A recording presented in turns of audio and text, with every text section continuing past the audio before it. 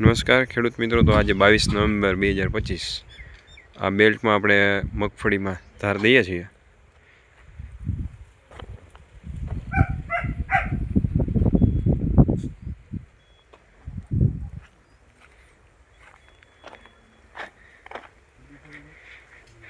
આવા આડા બેલ્ટ આગળ લગાડેલા છે તો માંડવી રોકાતી નથી, ડાયરેક્ટ ઉપર વહી જાય છે।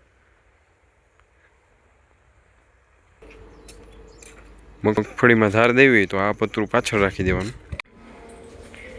આ ઢોલ છે એમાં આ એક વચ્ચે પતરું રાખ્યું છે।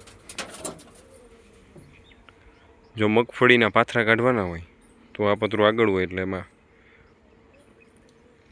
જે મીટરિયા હોય છે અહીંયા વહી જાય છે, અને ધાર દેવી હોય તો આ પતરું પાછળ કરી દેવાનું।